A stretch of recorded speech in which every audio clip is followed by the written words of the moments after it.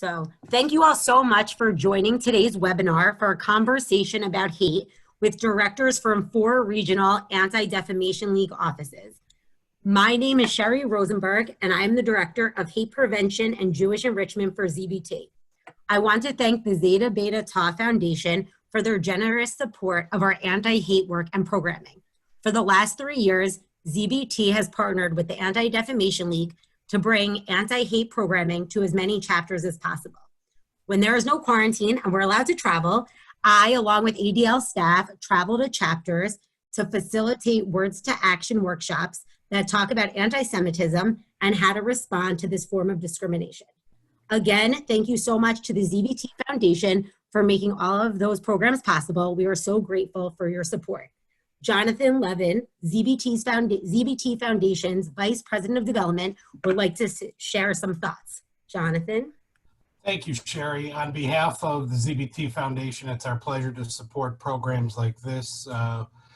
We feel that it's very relevant, and it's something that our alumni brothers feel is very important as well. So having been a victim of anti-Semitism when I was an undergraduate, I also feel that it's very important. So I appreciate everybody being on here and appreciate the work that you're doing, and the foundation's happy to support this cause. Thanks. Thank you so much, Jonathan. And also we wanted to thank the 4 directors from the different ADL offices for being here and sharing your knowledge with all the ZBT brothers. Also, if anyone has questions, feel free to put them in the chat and I will ask the panelists the question. So feel free to write the questions in and we will ask them. So we're gonna get started right now. The first person that's going to talk is Peter Levy, who is the Regional Director of the Anti-Defamation League of Orange County and Long Beach in California. And he's going to talk a little bit about what the ADL does, as well as a recap of hate on college campuses from last semester in the fall of 2019. Thank you, Peter. Thank you, Sherry. It's a delight to be with all of the ZBT brothers and perhaps friends and allies joining us online. Actually, to get things started, I want to do a screen share and share a little video to give a deeper background and introduction to ADL and what we're all about. So if you can just hold on a moment. I think I did the wrong screen share. Hold on, which is naturally what happens. Here we go. All right.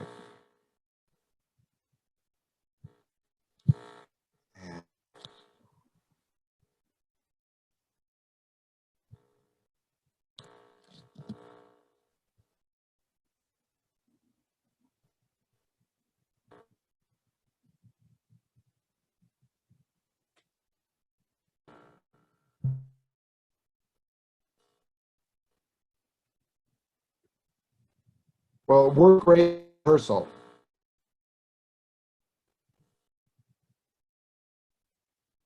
Racism isn't only the problem of people, it's our problem. And homophobia isn't the problem of only gay people, it's all our problem. Anti-Semitism only is for the Jewish community, it is everyone's problem. And we know from history that Jews are the coal mine. In 1913, the founders of ADL understood this truth. And then... So did that sound not shared from the beginning? Let me... They embraced a simple yet audacious mission to stop the defamation of the Jewish people and secure just and fair treatment. I'm sorry.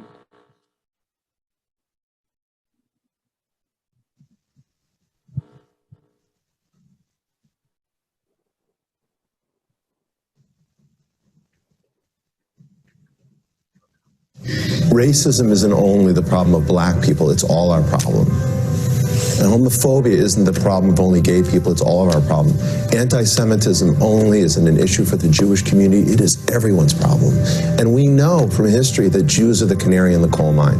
In 1913, the founders of ADL understood this truth. And then, catalyzed by the lynching of Leo Frank, they embraced a simple yet audacious mission to stop the defamation of the Jewish people and secure justice and fair treatment to all. Hateful anti-Semitic stereotypes in the press, in the public square, in politics. We fought for us all, for Jews, for everyone. To vote, regardless of the color of your skin, the right to come to our shores, regardless of what country you hail from, the right to marry, regardless of sexual orientation, the right to be free from harassment, discrimination, or hate, regardless of your differences. Today, ADL continues to fight for us all. ADL is a century-old anti-hate organization, and we have only begun to fight against anti-Semitism, against all forms of hate, on the street, online, in the classroom, on campus, in the workplace, from City Hall to the halls of Congress to the halls of power in world capitals. We will continue to fight the hate that harms us all. ADL is the first call when acts of anti-Semitism occur. We are a recognized expert in the study of extremism. We are a worldwide leader in anti-bias education. We are the foremost authority and trailblazer in fighting hate online. And we are a relentless advocate for the civil rights of vulnerable communities are threatened here or abroad. We will look out. We will defend Israel's right to exist. Those who delegitimize and demonize her. We will expose big for what it is. I apologize for the error here. Theories or called voices. We don't care how you do, but we do care what you value. We are principled. I apologize for the error that we seem to have in what was going on with the video. Let's just go past the video for now.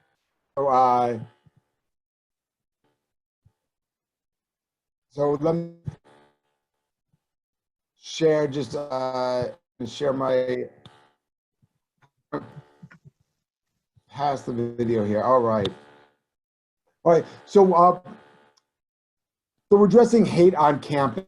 Hopefully, whatever you could hear or see or glean from that video, ADL is hate in a plethora of ways.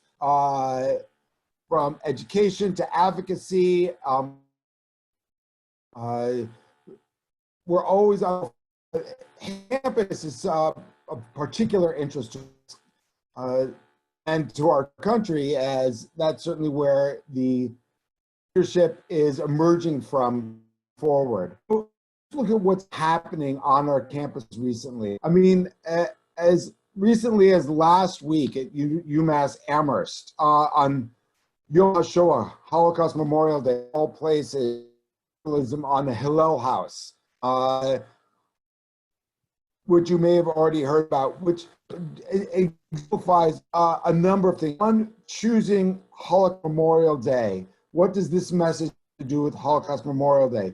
Choosing Hillel House, which is Jewish students on a campus in Massachusetts, explore religion and cultural identity and come together as community, then make a statement about what's happening in Israel. The chance to properly recognize that the brazen act of anti-Semitism, this expression.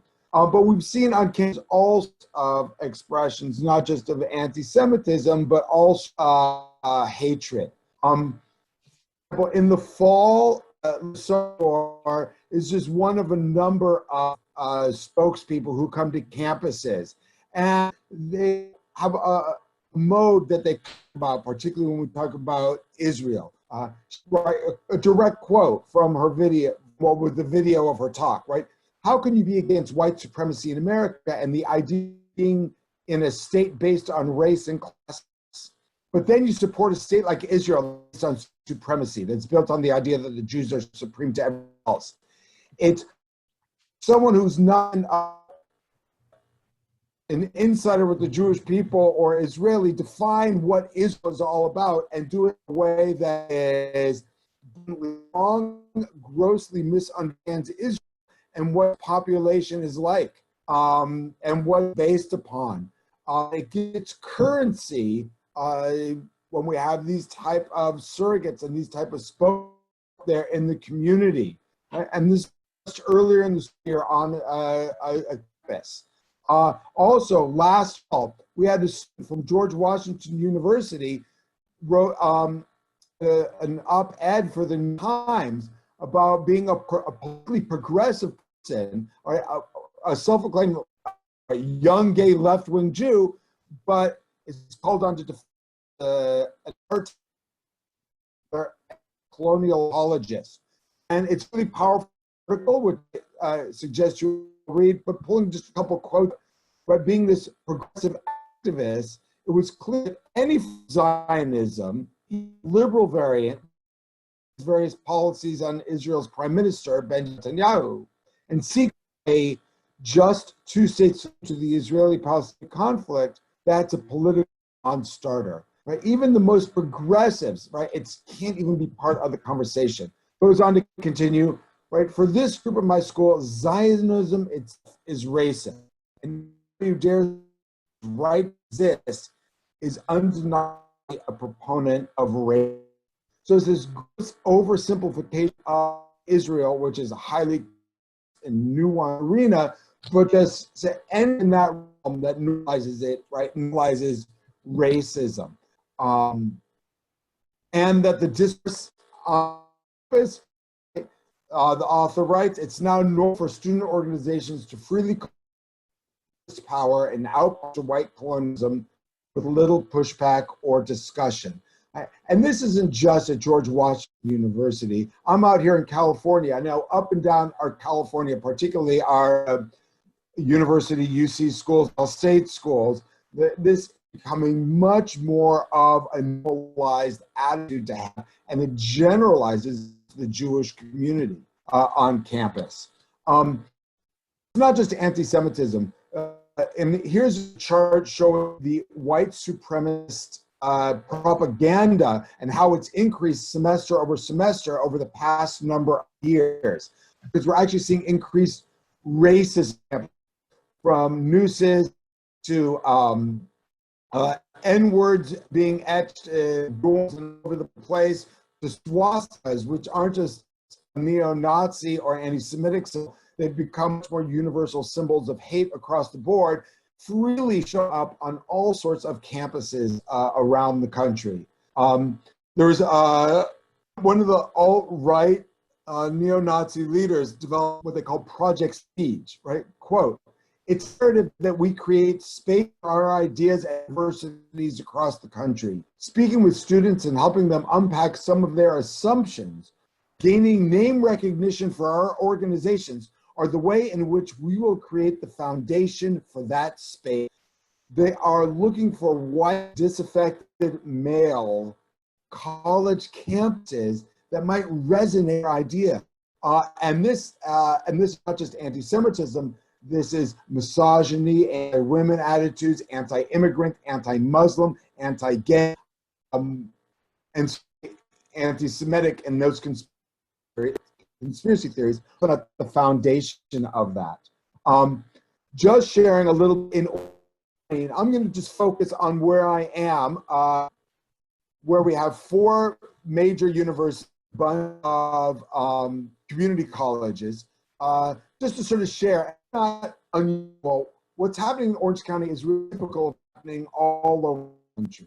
But Chapman University, on its opening day of school last fall, had a big cross-disciplinary program called La Frontera, which was a disciplinary approach to understanding what's happening on the border.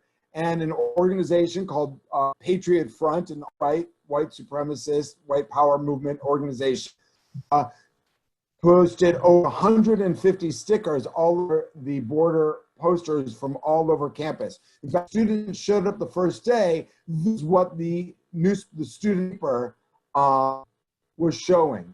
And right now, I'm just showing you, this is just a slide of all the places, all the campuses, college campuses that were hit school year with massive amounts of stickers and flyers and posters from this Patriot event. Wants to drive everyone then to their website. And it starts off maybe not so offensive at first. Reclaim America, better dead than red, conquered, not stolen. You know, all notions that are trying, and it's red, white, and blue, to appeal to folks that might resonate something with the message and into their website, which then takes you down this rabbit hole of white supremacy, of hate and bigotry. It's a repackaging, same type of hatred and extreme ideology that we know of, that we're familiar with. And that's what we're experiencing on our college campus. In fact, 2019 saw the largest number of white supremacists ever, right? Over 2,700 during calendar year. ADL published a report just a few months ago about the white supremacist propaganda on campus. And if we look at the numbers, the dark blue is actually the campus incidents, and the light blue is actually in communities. There were massive efforts from white supremacists and white power and white nationalism in recruiting now to spread their ideas and the vitriol and their extremism. And campuses are an integral part of that effort.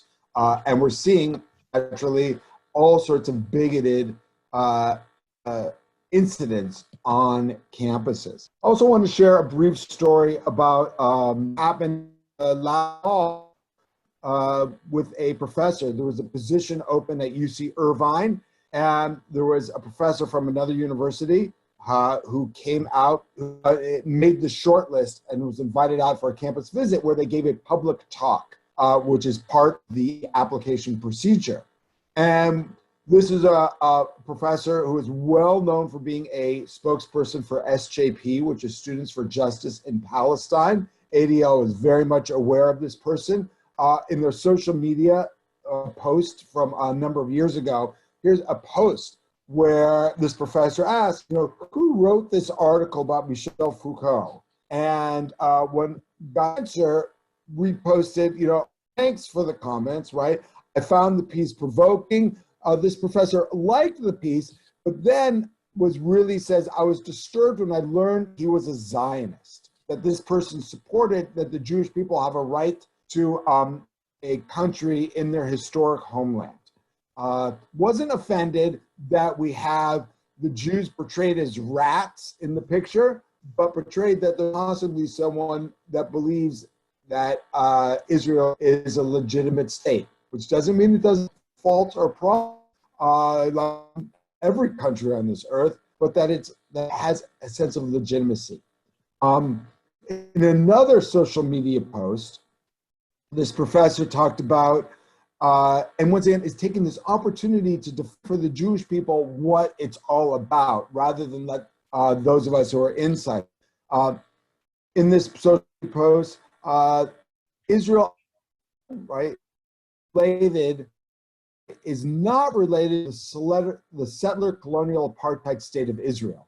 Actually, Israel, right, which celebrates 72 years today of existence, completely unrelated to the biblical Israel, even though the word Zion and the land and the Jewish people have been talking about for thousands of years our connection to the land. This, with the academic credentials of being a professor at a major research university, saying that no, this entity, this state has nothing to do, or the biblical, the religious Jewish people have nothing to do with what's going on with this contemporary modern state of Israel.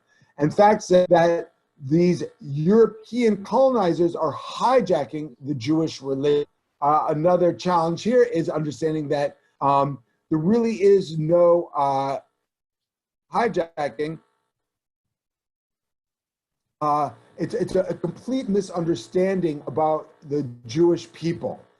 Trying to reduce Judaism just to a religion, which is really, it's a Jewish people, it's a culture, It's so much broader and older than our modern definitions of what something means to be a religion. This whole idea of European colonizers, well over 50% of the Jewish Israelis are not European of descent. In fact, those Israelis would be considered people of color in this country. So there's a complete misunderstanding of what Israel is and what it's about, but it's redefining things in terms to get on campus for other political ends. But this is also a normalizing occurrence on campuses. All right. And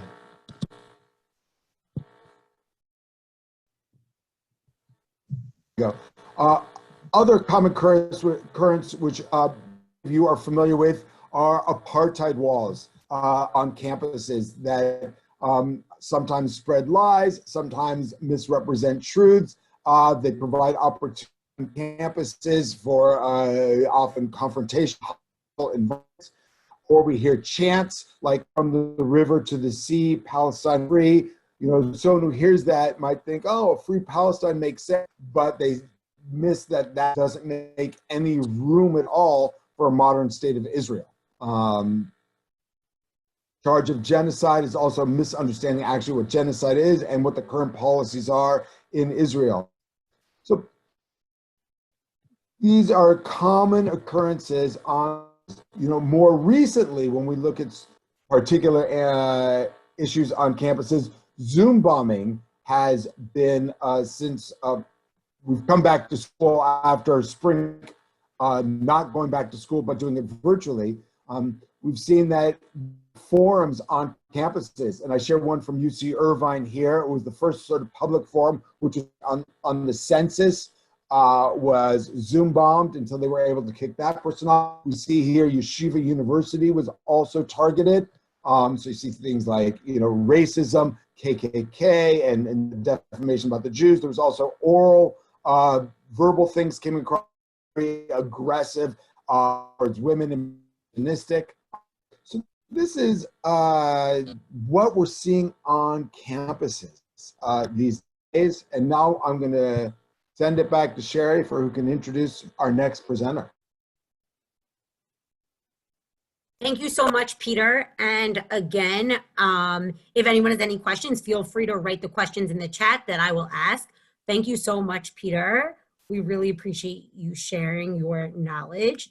So our next speaker is David Hoffman, who is the Associate Regional Director for the Anti-Defamation League of the Southeast in Atlanta. And he's going to talk about hate during this current pandemic of what's going on currently. Thank you, David.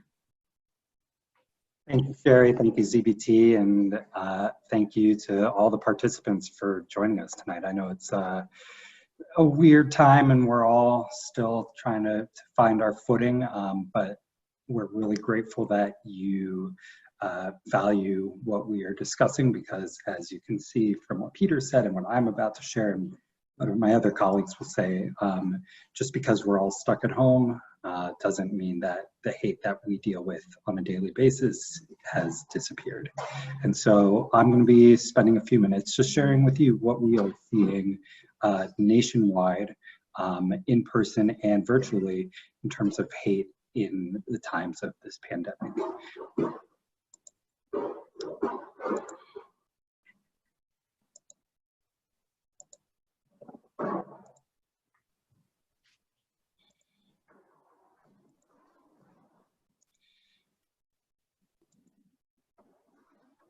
Sure, can I get a thumbs up that you can see?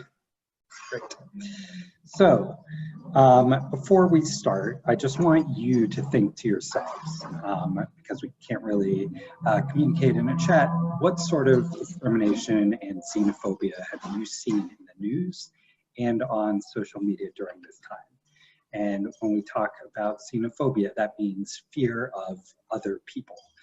So when someone is promoting a stereotype about someone who's different from them, or scapegoating somebody as the cause of the virus or the pandemic. That's sort of what we're talking about in terms of the discrimination and xenophobia. And there have been a lot of incidents that have made national media attention. And we're seeing some of these issues on social media all the way through national mainstream media and even in person. As you may have heard in the intro video, the ADL was founded in response to a rise of anti-Semitism. The Jewish community leaders who founded the ADL recognized that you couldn't justify anti-Semitism and allow other forms of hate to persist. And so even today, we're still fighting, yes, anti-Semitism, but also all other forms of hate. So to start off, we're just going to talk a little bit about what we're seeing in terms of anti-Semitism. And what you see on the screen is an image called the Happy Merchant. This image was created in the 1990s by an anti-Semitic artist as a depiction of Jewish malevolence and Jewish bad doing. And in this one image, you can see a lot of stereotypes about Jews. Some physical impulsiveness, some intimations of scheming by the way he's rubbing his hands together.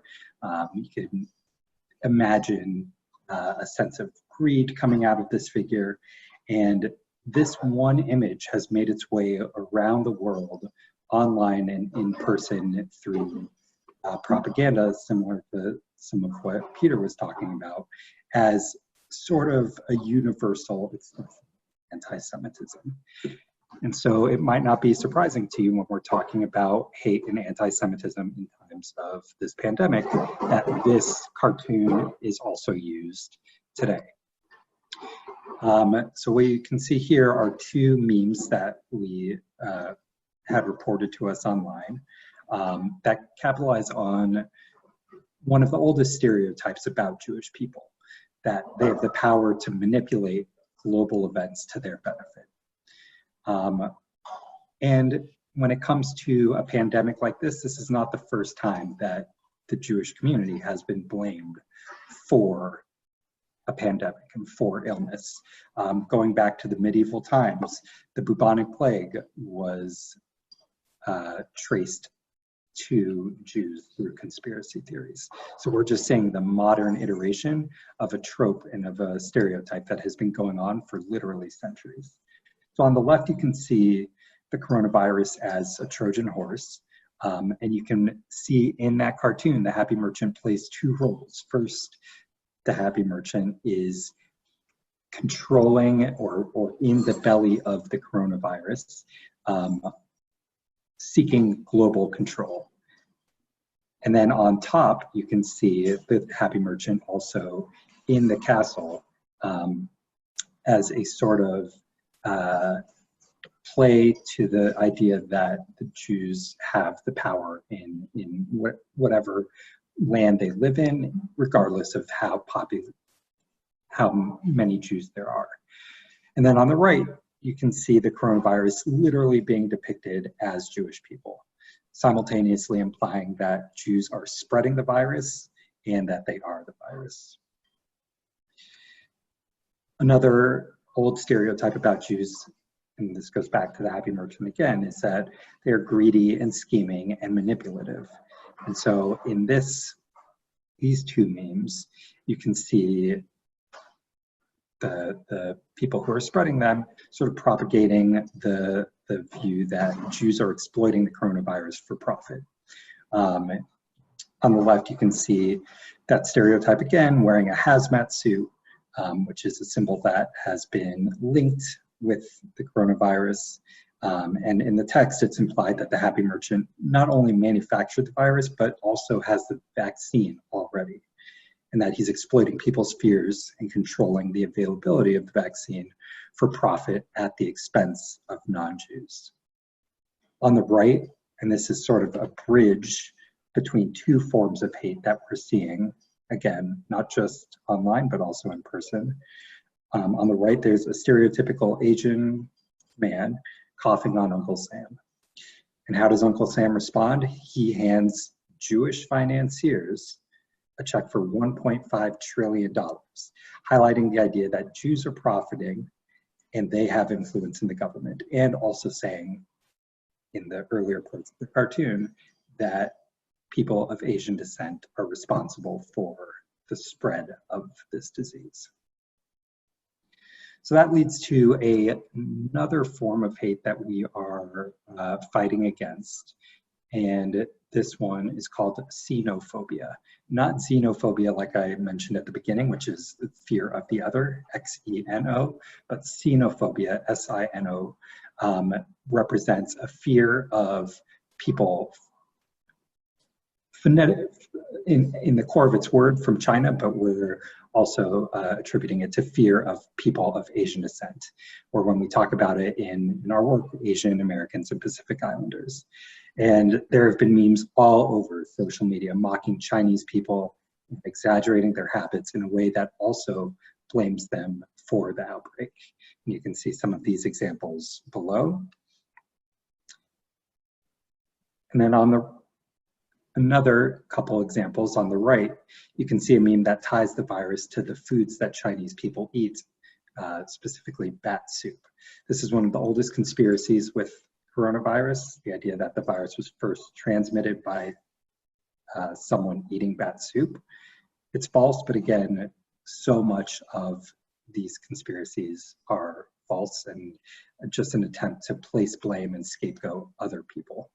On the left, you can see how the scientist is looking at every horrible thing ever, and under a microscope, who is responsible? The Asians and the Jews. And this, again, is being spread all across the internet. So that's a little bit of what we're seeing online and in social media, but we are also seeing, as Peter mentioned, an explosion, I did not mean for that pun, of Zoom bombing. And here are some more examples of Zoom bombing. Peter explained how it is used on college campuses or in college gatherings, but we are really seeing it all over. And what is most upsetting about this is that, first, the hate that is coming out of these incidents is disgusting and intolerable.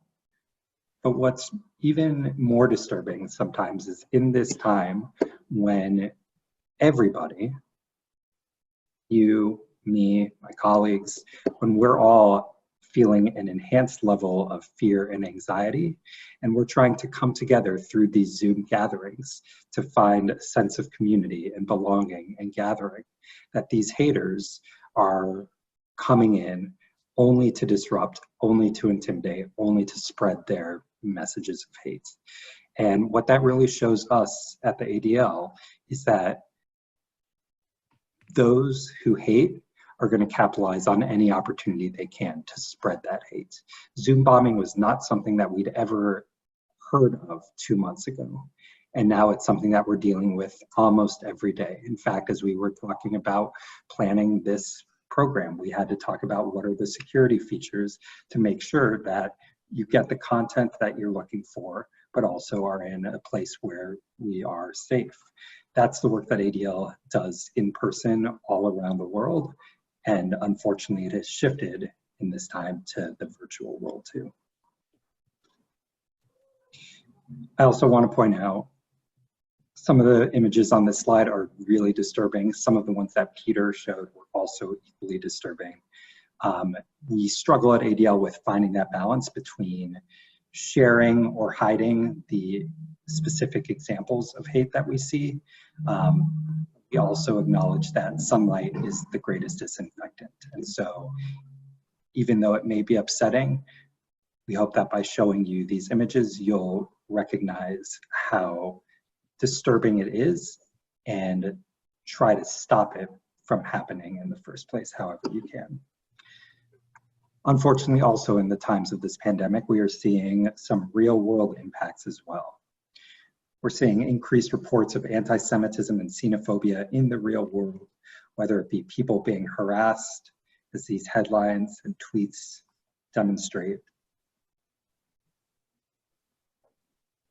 or even in gatherings and more flyerings like Peter was mentioning.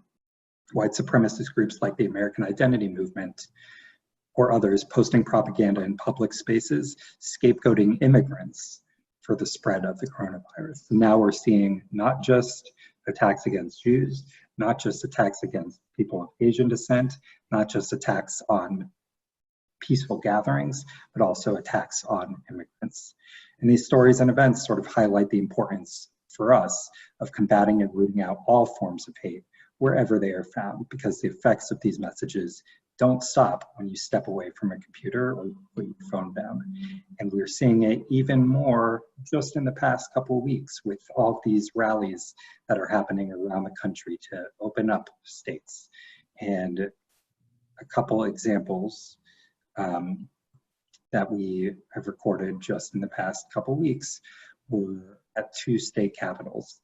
On the left, you can see, again, another anti-Semitic stereotype that Jews are the real plague, and a comparison to the Holocaust, saying that what is being done by the government to the public is comparable. This is language, these are demonstrations, these are displays that we condemn, and we want to work with you and all members of the community to try to reel this back, because we all know what happens when this escalates and the hate that can come from this. So I want to thank you again for your time. I am going to pass it back to Sherry unless there are any questions. Thank you. So we do have one question, but I think that potentially, David, it might go into what Randy's talking about. So I'm going to throw it out there so it can be kind of David and Randy can kind of tag team it. So one of the brothers wrote, since it's on the internet, what are ways that we can stop the spread of these memes and images, or how can we relieve the pain brought by these images? Those are well, it's a great question, and I'll say that there are 2 parts to it. I think the first part, Randy will talk about in terms of what can you do when you see something troubling like this online. Randy, nod your head. I think if you're going to, great. And then when it comes to how do you support the victims of incidents like this, we talk a lot about allyship and the need for, regardless of what your background is in terms of religion, race, ethnicity, national origin, sexual orientation, gender identity, all of those, we know that unfortunately, as weird as it is to say, hate does not discriminate. And if one person or one group is being the target of hate, we know that other groups are being targeted or are going to be targeted soon. And so when we talk about anti-Semitism, yes, that is an area of our focus, but we also use it as a sort of looking glass to see if anti-Semitism is on the rise and if we're seeing these trends of anti-Semitic incidents online, in person, wherever, we know that the hate towards others is also there too. And so it's uniting with all of those other targeted or marginalized groups or minorities and finding the allies who have the power to be that ally and support. So I hope that answers the question. It's not easy, but it's showing support. And I'll pass it over to Sid. Thank you so much. Thank you so much, David. Our next speaker is Randy Boyett, who is the Senior Associate Regional Educational Director from the Anti-Defamation League of Philadelphia. And she's going to talk about how us as ZBT brothers can challenge bias and hate from our homes and once we go back to school, hopefully in the fall. Thank you, Randy. Thank you, and thanks so much for joining us tonight. So David asked, what have you seen? And I guess my question for you to think about is, if you have seen some of the things that Peter showed you and David showed you, have you responded? If so, why and how? So these days, most of the hate and anti-Semitism that we're seeing are likely to be seen online, not all of it, but a lot of it. And sometimes it even happens in conversations with friends and loved ones. You know, after being on lockdown for weeks and weeks and people are dying and the economy's in the tank and there's very real fears about the future, it is natural that we're looking for someone to blame. And sometimes these hateful ideas and the words, they're from right inside us, and sometimes they're from the people closest to us. So responding may be as simple and as important as having a conversation with yourself and also with those you love the most. But in thinking about responding to hate from home, I was really inspired by the words of our boss, ADL CEO Jonathan Greenblatt.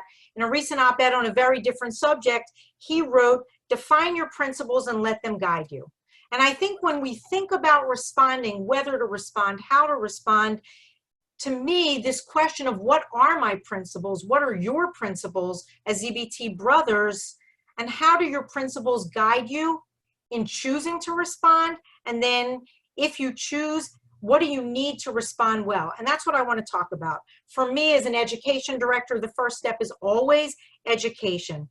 Being home has actually given many of us the opportunity to have more time to educate ourselves on the issues. The ADL website is filled with lots of resources to do just that. I'm going to mention a few of them, and my colleague Jeremy after me will mention some others. But I also want to mention a very new resource that ADL developed since we've all been home. It's a series of webinars entitled Fighting Hate from Home. And the next one is actually on Thursday, so 2 days from now, April 30th, 11:30 a.m. Pacific time, 2:30 p.m. Eastern time, and then you can do the math where you are in the country. But this one's really interesting because it has two amazing speakers, Deborah Lipstadt, the author of History on Trial, and the acclaimed Jewish historian Jonathan Sarna, and they are talking about dealing with anti-Semitism in the shadow of COVID-19 from, I think, a more academic perspective. So what else can you do now? And somebody, you know, and that person who asked the question to David, I would say take every opportunity to make your voices heard, right? Personally, to media, to your elected officials. The ADL website also has a take action page, and Sherry's going to send everybody the links to the things I'm talking about after the webinar. But on our take action page, you can actually tell Congress to support resolutions condemning all forms of anti-Asian sentiment. This anti-Asian sentiment is the most I've ever seen in my 16 years at ADL, and I've seen a lot at ADL.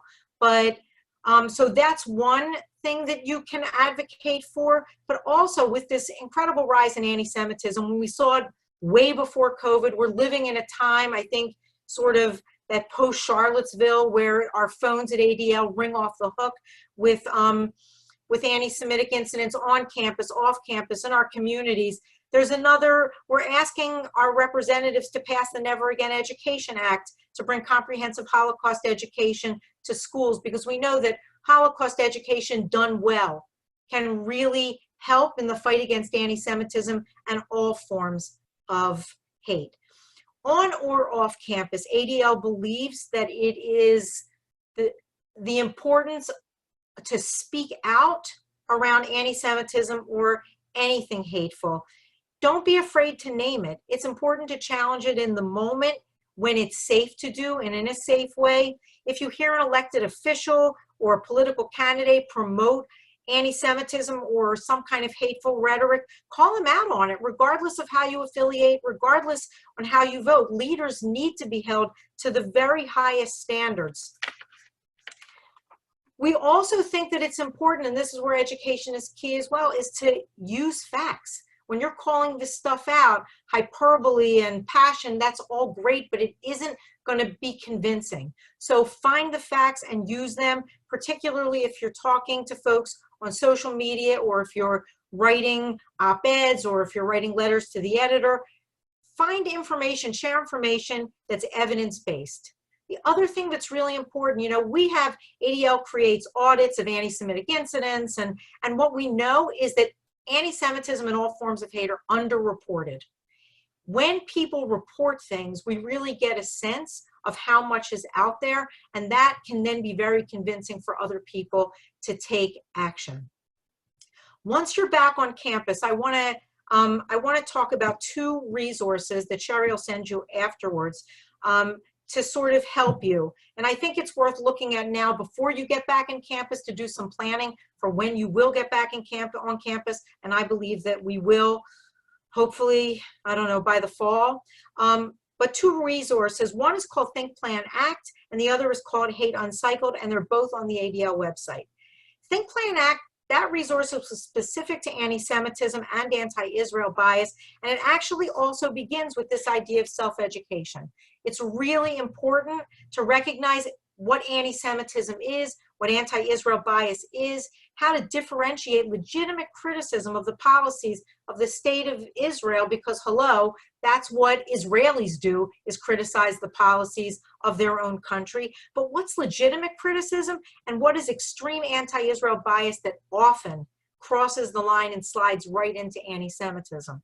This resource also gives you a list of do's and don'ts, and I want to mention a few of them. Clearly, and when you're back on campus, if you believe there's a safety threat, your call is to 911 or campus safety.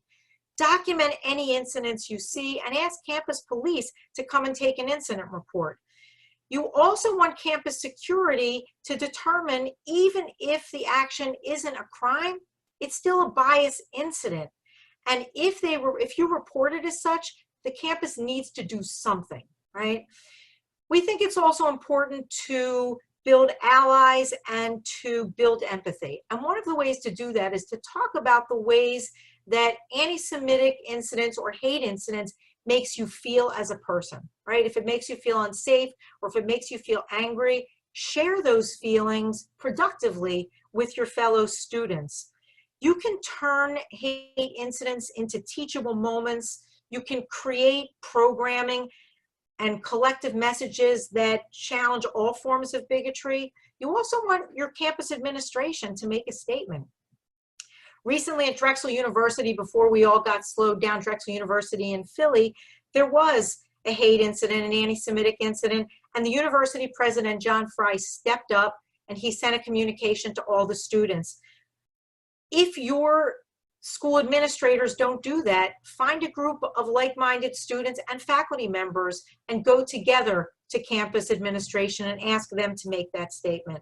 Included in the don'ts were don't use hateful language to respond, don't start ripping down flyers, that you see that upset you. And we at ADL believe in free speech, so we don't suggest calling for bans on free speech. We at ADL believe that you counter hate speech with good speech. And then to take further action, other action steps, please think about reporting incidents to ADL, but even more than that, reach out to us. There's ADL offices all around the country. We're here for you. We're here to help you. We're here to support you. And you can bring, Sherry had talked about Words to Action in the beginning. That's a program that's been on many of your campuses. We're always happy to come back, and we're always happy to join you for the first time. I just want to briefly mention the second online resource that Sherry's going to send you. It's called Hate Uncycled, and it's more broadly focused on all hate incidents, and it provides really sound information on prevention, preparedness, response, healing, and of course, my favorite, education. So these are some of the important things and responses that we're talking about. And if you have any questions, I'm happy. I think at this point, I'd love to hear what our next speaker has to say, and then maybe we can fold questions for me into questions for Jeremy and for the rest of us. Thank you so much, Randy. Before I introduce Jeremy, Brian Hoffman from ZBT is just going to share two cool ZBT facts. Hi, everyone. My name is Brian Hoffman. I'm the Director of Assessment and Strategic Partnerships with ZBT. And the two quick facts I wanted to share. Randy mentioned two people specifically by name, Jonathan Greenblatt and Deborah Lipstadt, and ZBT has a really cool connection with both of them. I myself was one of the brothers of ZBT that was able to initiate Jonathan and a couple others of the ADL senior leadership into ZBT a couple of years ago in New York City. It was a very, very cool, very memorable experience for me. And also, Deborah Lipstadt is the 2019 recipient of the Gottheil Award, which is ZBT's award in honor of our founder, Richard Gatto. That's awarded to individuals or groups that have advanced human understanding among all people. And that was awarded to her last year in recognition of her work on anti-Semitism education. So of those two names, just very cool to share fun facts about them and ZBT connections. Thank you so much, Brian. So lastly, we're going to hear from Jeremy Bloomstone, who's the Associate Regional Director from the Anti-Defamation League office in Washington, D.C. And he's going to share some more ADL resources. He's going to talk about how hate of any kind can escalate, as well as seeing how hate, like across the country, where hate is focused on different places in different college campuses or different places across the country. Thank you, Jeremy. Yeah, thank you everyone for joining us tonight. I'm going to set up a couple quick slides as well, just to help visualize some of the resources that I'm talking about. The first thing is our pyramid of hate, and the pyramid of hate is a guiding methodology that informs a lot of our anti-bias work related to anti-Semitism, but related to other forms of hate that we see among students that teachers are responsible for responding to, or professors or university administration officials. And the guiding idea of the pyramid of hate is that different forms of hate express themselves in different ways, and some of them are physical manifestations, some of them are thoughts that we have in our own heads, some of them are systemic in nature, others are violent, and lastly, some of them can be systemic violence. And as you work your way up the pyramid, we see kind of escalating levels of effect that hate and bias can have on our communities or on individuals. When we talk about anti-bias work, we talk about addressing the bottom two levels, really, of hate, which are acts of bias, which is operationalizing or mobilizing or taking action based on an attitude that you might already hold that is negative towards another individual or towards a group.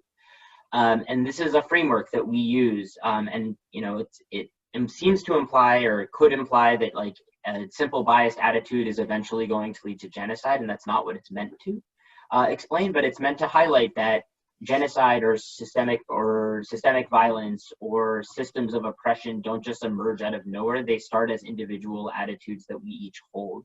And so this is kind of a guiding framework that we use in our conversations about how hate escalates, how hate starts as an individual belief or action, and then ultimately can be formed into a larger group thing, group action, which you've seen in terms of David's presentation and also Peter's presentation. It takes systemic and group organized belief in order to actually translate some of these ideas into practice.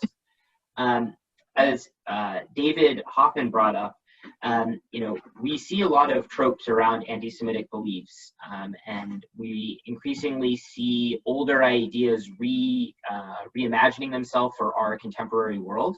And as part of this, ADL decided to put together a really comprehensive guide earlier this year called Anti-Semitism Uncovered. And this is really a deep dive into the history of anti-Semitism and the kinds of ideas that we see re-emerging in today's context. It's broken into several different chapters, focused on different myths, essentially, about the Jewish community, about Jewish religion, about Jewish identity. And so you see whether it's the idea that Jews hold power, or that Jews are disloyal or hold multiple loyalties, that Jews are greedy.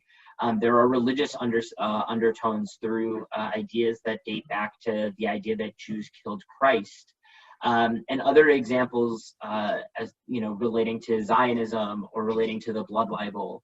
And so this was meant to be a way to help us understand how anti-Semitism that we see today is actually rooted in historic myths and historic ideas, and it's not just something that's new or sudden.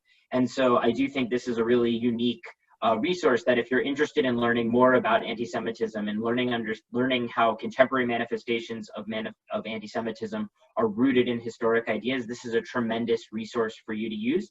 And it's a resource that you can use proactively to learn about anti-Semitism in our world today, but also reactively when you start to see some of these ideas online or on your campus. This is a way for you to understand and begin your own conversation and understanding of the kinds of ideas that you're seeing around you. ADL also tracks anti-Semitic incidents, and Randy brought up the idea of reporting anti-Semitic incidents to ADL professionals. We all across the country are always a resource to you. These are very tangible academic resources that you can use, but there are human resources that ADL is prepared, that we all serve as to the communities that we are working with. One of the ways in which we help to better understand anti-Semitism in those communities is to actually collate data into an audit of anti-Semitic incidents each year. You can see some of the data that we've aggregated nationally over the past couple of years, and our next iteration of the audit is going to be coming out later in the spring. But this is a really important document that helps us collate data, and we believe very strongly that data-driven understandings of hate are really important to shaping public policy, to shaping public discourse. And so we've started aggregating lots of different kinds of data. We use this, which is an example of our heat map, which stands for hate, extremism, anti-Semitism, and terrorism. And this is a tremendous resource that ADL launched a couple of years ago now, but really documents a really rich data set of incidents related to white supremacist groups, extremist activities, other violent demonstrations that are happening around the country. And we believe that, you know, if we're able to capture and highlight and really distill the number of anti-Semitic incidents or extremist incidents that are happening in our country, this can be a really important tool for law enforcement. It can be an important tool for our policymakers. It can be an important tool for community activists to really voice and help explain, you know, the true extent to which these ideas are manifesting in actual actions in our communities that are having tangible consequences for those folks. And so this is a tremendous tool. You can find it on our website, and you can actually drill down into a very specific geographic region, whether that's by state or a city. You can look at different incident types, you can look at different ideologies, and you can also download the data sets based on current years or over a duration of years as well. And I think this is a really unique tool for you to understand the hate that we're seeing around your community, and that different entities are populating. And for, you know, to drill a little bit deeper, this data is drawn from our own reporting, but also from media reports, from crime reports, from investigations that ADL Center on Extremism is engaged in all the time. And this is a really unique and evolving tool that we see being incredibly important to today's discourse.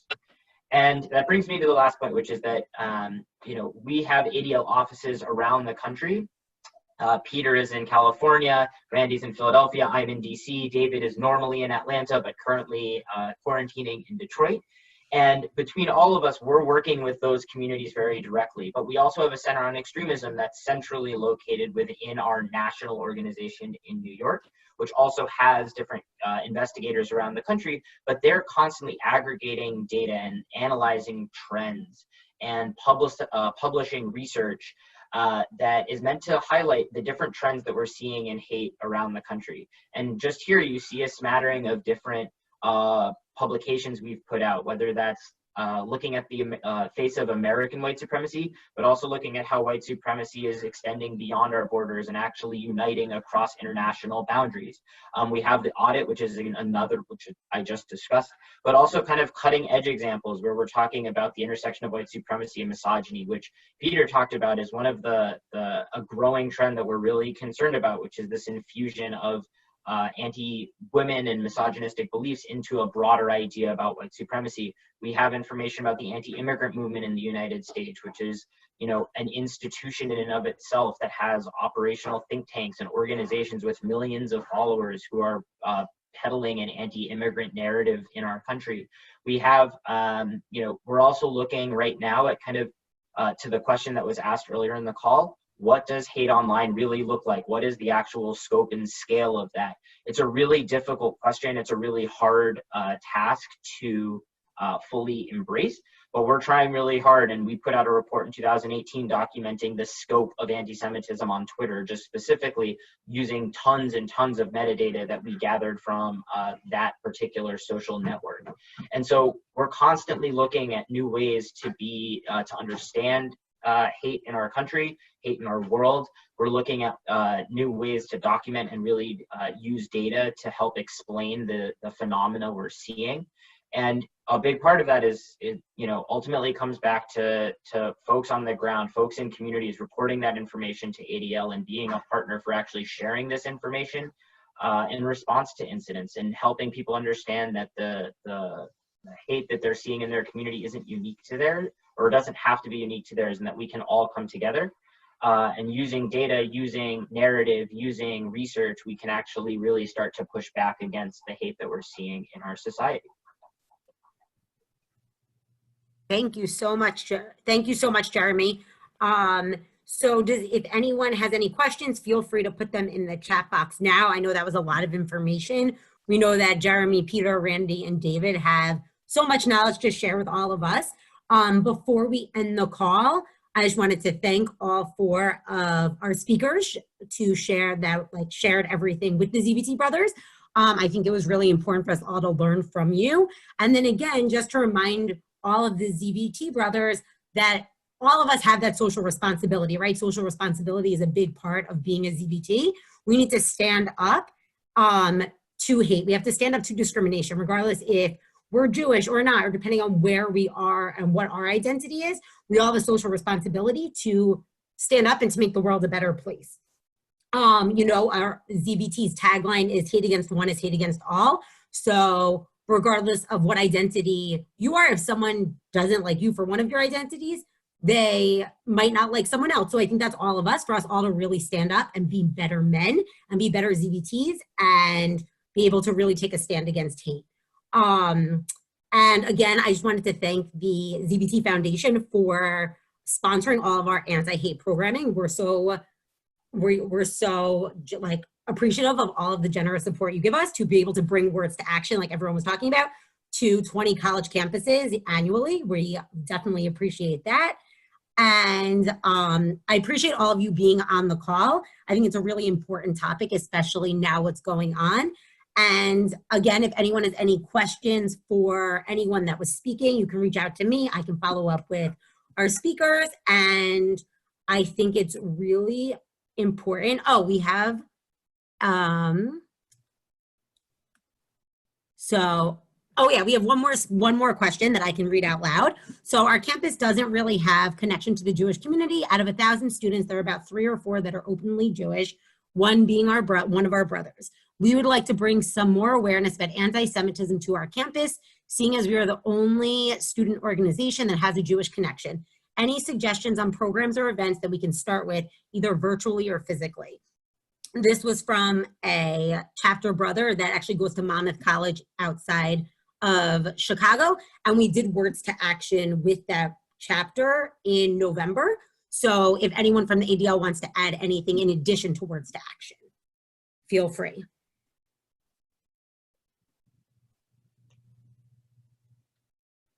I'm just thinking about the fact that this is a college that's close to Chicago that is so sort of removed from Jewish students.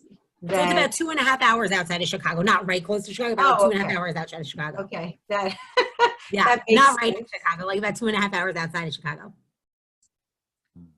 You know, the thing, I'm not a brother, clearly. I'm a girl, you wouldn't let me in. But, you know, I think about what the brothers might want. You know, I think that there's informational stuff, or there's celebratory ways to bring Judaism in. From my perspective, if I was a ZBT brother, I would probably poll the group and see. And the other thing I was thinking about is maybe bringing them together with other campuses in the area that may also have a similar demographic, sort of for joint programming, to sort of make more connections and do programming that way. So I don't know. I'm not a ZBT person. I appreciate what you all do. If that was off the beam, I'm going to leave it to the guys to give a better answer. I have a couple ideas. Well, we'll see.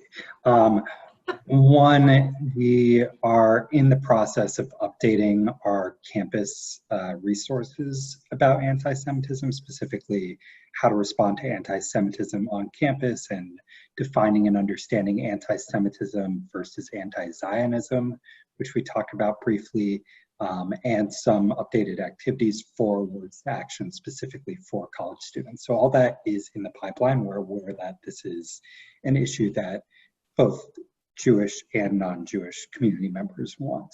Another thing that might be interesting, and it depends on your chapter, is taking a look at the Anti-Semitism Uncovered that Jeremy shared, and maybe doing, I'm going to call it a book club, but I don't think you want to call it a book club. But like take like a week at a time and a chapter at a time, and like have the brothers like each read, or just start with the intro and see like if people read it and want to talk about it. That's really what this publication is for, is to give everyone, regardless of their background, an introduction to the history of anti-Semitism and some of the major stereotypes and how they've played out. And so I think that's what I would recommend. Another thought, because you're in Chicago, there's a lot of survivors who live in the greater Chicago area. Sponsoring campus. Current generation of young adults on college campuses are the last generation young adults that will ever have an opportunity to meet a Holocaust survivor. They just won't be around for your children. It's the last time that you'll be able to meet and hear face to face. So sponsoring that type of speaker and conversation on campus. Also, if you look at the resource Hate Uncycled that Randy mentioned, Hate Uncycled is about all forms of bigotry, and anti-Semitism fits into that realm. And there's a lot in there that's important for campuses to be thinking about. So in preparation and education about bigotry and hate and how it can grow and show up on campuses, and what are things that can be done on your campus now? What are the policies in place to make sure that we mitigate any potential for this happening? And being active, involved as a student organization, taking the leadership and making sure that your campus is well prepared for it. The time to do it is not after you have an incident. It's the time is when you have it done ahead of time, then you could really negotiate should some type of occurrence like that happen ahead of time. And also, just real quick on the first question we had about what people could do about online hate, I just want to reiterate, I think David mentioned about being an ally. There's multiple ways to being an ally. One, if it's online, if let's say if it happens in a chat group or in someone's social media feed, you can be an ally and call out something, support people there. Also do it whoever, if there's an individual or group targeted, you can follow up with them out of that context and show that they're your ally, that you are their ally. So there's a variety of ways, depending on the context, of how you can be an ally in that public space where it happens, or then reaching out to whoever's been targeted.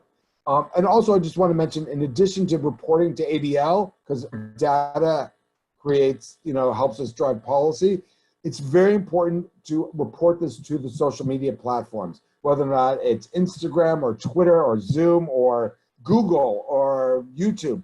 The volume is enormous, so they rely upon users like us to report to the platforms, but also report to ADL, because if it's exceptionally egregious, we do have opportunities. And it doesn't have to be criminal or threatening. If it's just hate, that might violate their terms of service, because these are private companies that have, no shoes, no shirt, no service, or whatever that looks like on the internet. So if it violates that, then it can sometimes be removed. So it's really important to also report to the platforms directly. And just really quickly, circling back to Rodolfo's question, I do think that you can have a conversation. You can bring an ADL professional, you can bring another speaker to talk about, compare, contrast anti-Semitism with other forms of bigotry and discrimination. There is unique characteristics to anti-Semitism that are different from kind of classical racism and some other, other forms of bigotry in our society. And that's an interesting way to bring different perspectives and make sure that the content of the conversation resonates with the folks who are there, right? If only 3 or 4 folks on your campus or within your community identify as being Jewish and want to be having that conversation, there are other ways to start introducing that topic and introducing those ideas about anti-Semitism and the impact it has on the community in ways that are resonant with other, other areas of interest on your campus related to racism or other forms of discrimination. Thank you so much. So just again, thank you to our speakers for sharing everything and all of your knowledge with us. Thank you for all of the attendees for coming and learning and listening to everyone. And I hope everyone is safe and healthy and has a good rest of your night. Thank you, everyone. Bye. Thank you. Thank you. Bye. You guys all did